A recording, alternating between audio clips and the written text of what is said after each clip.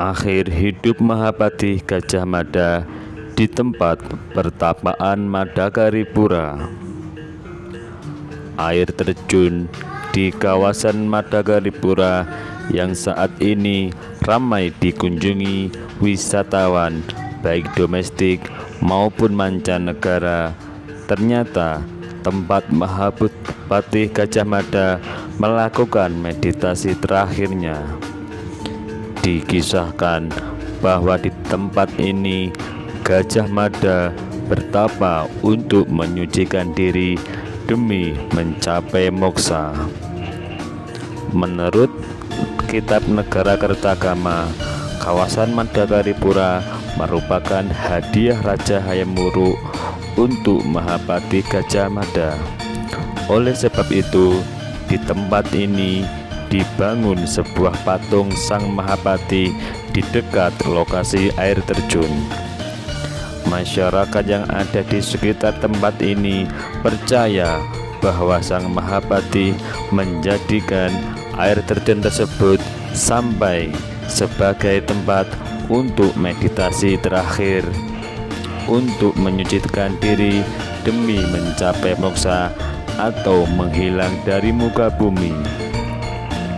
Tidak heran jika banyak orang yang menganut aliran kejawen yang datang untuk bermeditasi, khususnya pada hari-hari yang dikeramatkan. Air terjun Madakaripura, tempat Mahapati Gajah Mada bertapa ini mendapat julukan sebagai air terjun abadi karena tidak pernah berhenti mengalir.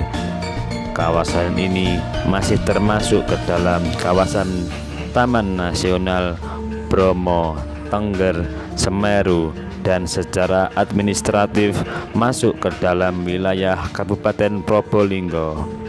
Ketika pertama kali menginjakkan kaki di sana, suasana sejuk seakan memberikan aura mistis. Jika benar apa yang disampaikan Empu Prapanca dalam Kitab Negara Kertagama itu, maka sesungguhnya tidak ada keraguan soal di mana Gajah Mada menghabiskan sisa hidupnya setelah tidak menjadi Mahapati.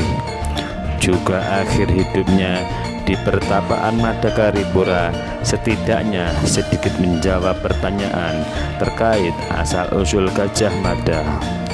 Dalam lontar babat Gajah Mada diceritakan bahwa orang tua Gajah Mada adalah pendeta Hindu di Wilatikta Majapahit.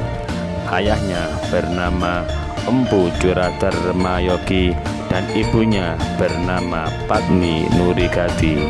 Keduanya diangkat menjadi pendeta oleh Empu Ragarunting. Dalam aturan yang berlaku untuk pendeta, kedua pasangan ini dilarang bersetubuh meski sudah berstatus nikah. Selanjutnya, Curadarmayogi memilih berdomisili di luar Wilatikta di asrama Gilimadri, sedangkan Patni Narirati berdomisili di Wilatikta.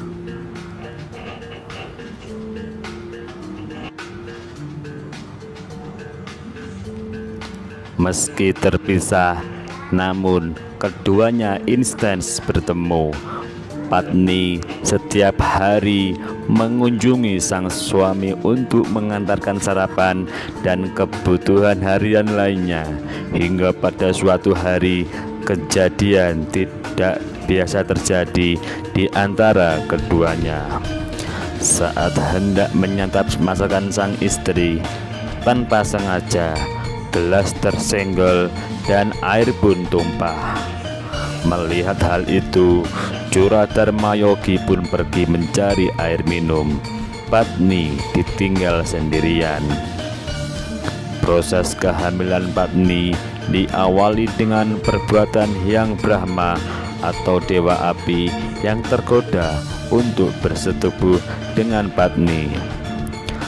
Maka berubahlah wujud sang dewa ini menyerupai Curadarmayogi dan mendatangi Patni.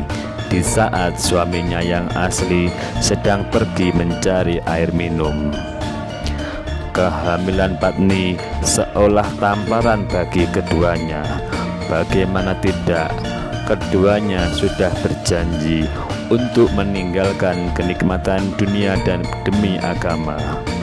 Karena didorong rasa malu itulah keduanya memutuskan kabur ke hutan. Pelarian mereka berakhir di dekat Gunung Semeru. Di sana keduanya menuju ke arah barat daya, lalu sampai di desa Mada. Si jabang bayi akhirnya melahirkan di sebuah balai agung yang terletak di desa tersebut di tahun 1299. Usai melahirkan, Patni bersama suaminya meninggalkan buah hati mereka seorang diri. Keduanya melanjutkan pelarian menuju gunung.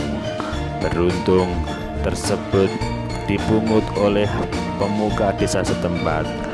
Kabar penemuan bayi itu sampai juga ke telinga salah satu patih tersohor dari Wilatikta. Sang patih lantas merawat dan membawa bayi yang kemudian diberi nama Mada ini ke Majapahit. Kisah ini terdapat dalam lontar babat Gajah Mada. Kopian cerita yang ditulis di atas lontar ini terdapat di Perpustakaan Lontar Fakultas Sastra Universitas Udayana.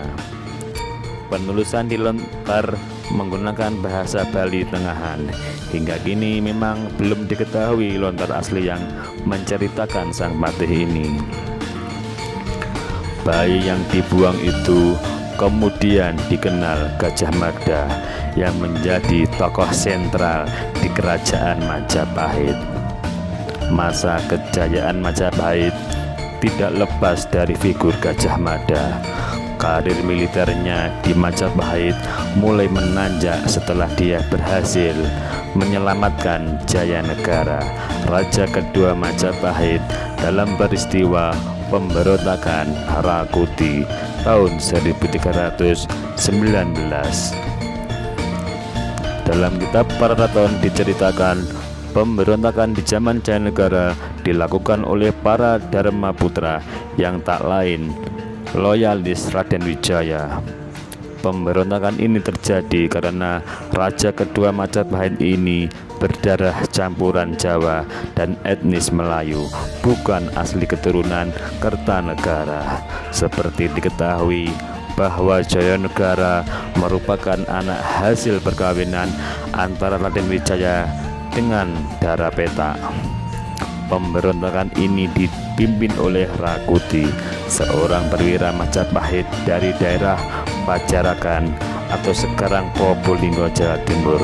Dalam pemberontakan Rakuti, Majapahit berhasil direbut dari tangan Jayanegara.